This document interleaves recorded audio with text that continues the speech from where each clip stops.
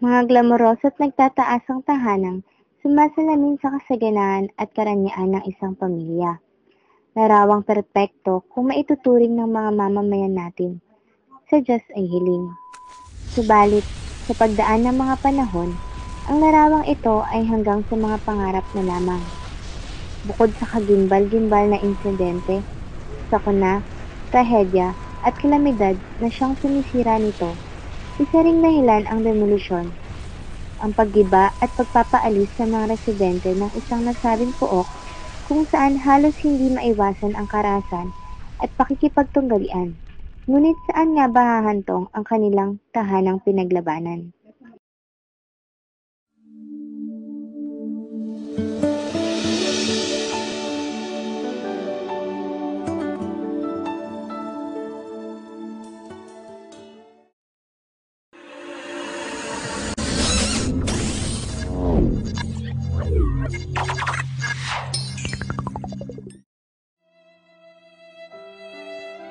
Kamakailan lamang nga ay naging laman ng mga balita sa pahayagan, radyo at telebisyon ang naganap na demolusyon sa lugar ng Corazon de Jesus sa San Juan. Isinagawa ng pamunuan ng nasabing lugar ang demolusyon upang bigyang katuparan ang kanilang plano na palawigin at palakihin ang munisipyo at tanggapan ng kanilang bayan. Kabilang sa mga naapektuhan ng nasabing demolusyon ang tirahan ni na Aling Emma na aming nakapanayam. 25 yung naganap yung tirgasan, 25. So, nung naganap po yun, ano po kayo? Nasa trabaho ako. Tapos, tinext nila ako umuwi. Umuwi naman ako, nung dumating ako, yung mga tao rito, alam mo, nakandaiyakan. Ako din pagpasok ko, kasi doon ako dumaan, wala nang daanan yan. Ang daming pulis, ang daming tao. Sabi ko, ba't masakit? Sakit sa ilong, oo. Sabi, tirgas daw. Sabi, tirgas. Ay, yung mga bata na yan, pinapalitan ko na sa malayo. Ay, pagdating ko rito, tinignan ko, basag-basa ka yan dito. Diba, umiiyak na kasi yung mga bata na hindi na ako sa ganito. May nangingitim na bata. Mabuti na yung mga asiko na yan eh. Sinababa na doon sa baba. Pasalamat lang kasi doon na wala lang din akong dito. Pero kung dito na ako, ibang po, wala na sa amin na bumungay ko talaga sila. Kalagay na mahirap talaga nakakaano. Sobrang apekto talaga. Hindi ka makakatulog ng maayos. Oh. Kasi at ganito ka lang, di ba? Oh, kailangan ng kapitbahay mo magluto, hindi ka makatulog ng maaga. Hindi mo sabi ni Lisa pwedeng magluto dahil wala mong pamiling gaan. Ahoy, nangangahoy din kami sa mga hinimulis. Malaki ang kinaiba kaysa sa may sarili mo.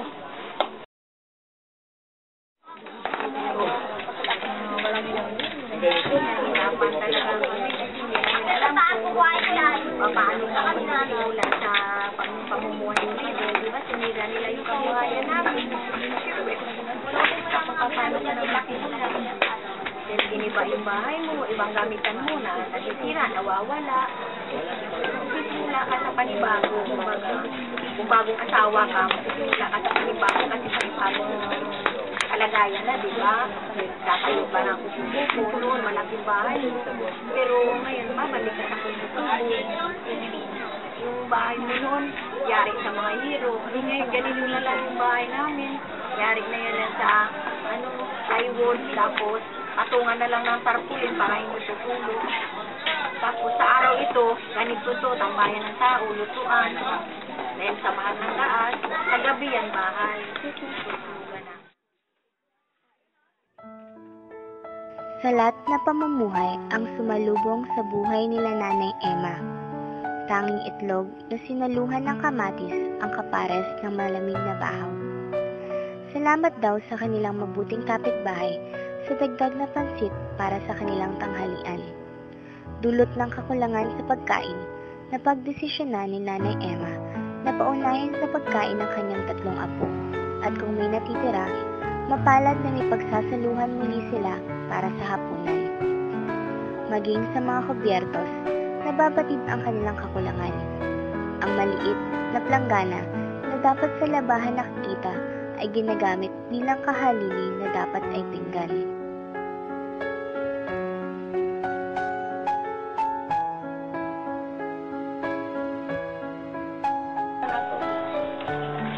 Kaya sabi nila kahit nakaupo daw, tulog ako eh. Nakaupo ako ng gano'n, basta naiinig ako. Nasa isang tabi lang ito sa agad.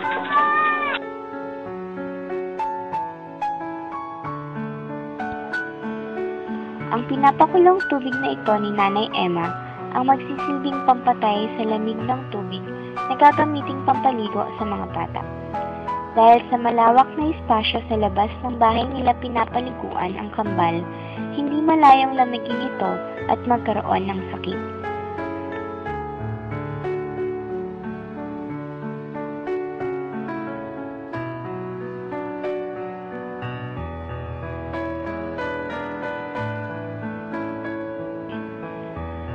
Ito naman ang paliguan ng mga matatanda, ang banyo ng kanilang kapitbahay, na kung titingnan ay para sa isang tao lamang ang akasya at sa limitadong galaw. Dito sa maliit na kwartong ito, natutulog ang mga bata, isang kwarto sa kapitbahay nila.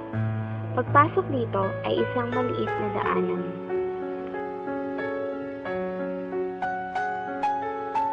Nahihirapan sila nanay na matulog sa napakaliit na kwartong ito tuwing gabi.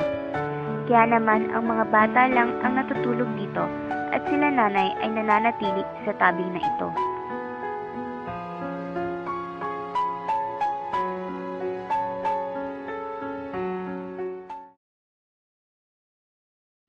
Nung nagkakandidato pa yan sila, ang sabi nila, nakakapagyan, diba? Ang sabi nila, walang dibahan, walang dagdag, aayusin lang namin kayo, makakalayo kami ng baka ina-advise para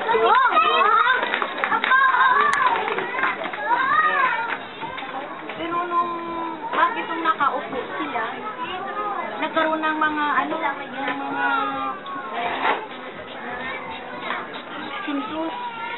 Yung tinatanong nila, yung census daw para sa participation. Pero after mga 4 months, 5 months, kakaroon sila ng notice. Bilagyan nila ng mga number ng bahay. Tapos sabi niya, hanggang doon na lang, hanggang doon. Pagkatapos nung madimulit yung taas, kasi dito nga kami nagbago sa taas, nilagyan nila ng mga boundary. Pagka dinamay nila na wala naman ang sinabi sa amin, kumbaga lapse na yung notice para sa iyo na 1 month. Dapat naman nila na ipaalam naman sa susunod na buwan, ibigin nila kayo, mag-prefer kayo. Wala silang sinabi, basta dumating lang yung mga MMDA, tapos umakyat lang sa mga bubong. Nagtatasta, sabi pa nga, ay huwag muna kasi wala akong kasama, ako lang mag-iisa. Sabi mo, maya-maya. Pinag-ihilan na ng mga gamit namin. Yung mga yung rep kong dalawa, tanggal na yung bakal sa likod dahil Nakasadrin sa Konstitusyon ng Republika ng Pilipinas taong 1987, Artikulo 13, Section 10, hindi dapat alisin, gigabain ang bahay o ilipat ng tirahan ang nagsisipanahan ng mga dukhang urban o rural nang walang sapat na pakikipagsanggunian sa kanila at kung ito ay hindi naaayon sa batas. Sa kaso ng mga nagaganap na demolisyon sa ating bansa, masasabi nating isinasagawa ito sa legal na paraan. Ngunit bakit may mga residente pa rin sadyang ipinagpipilitang sila'y doon nanirahan? Ayon sa isang vlog na ginawa ni Mark Ronald D. Morin, ang demolisyon ay likas na sa malalaking syudad ng Pilipinas, partikular na sa Metro Manila, at ang pinakadahilan ng mga ito ay para sa pagpapaganda at pagmamodernisa ng isang lugar.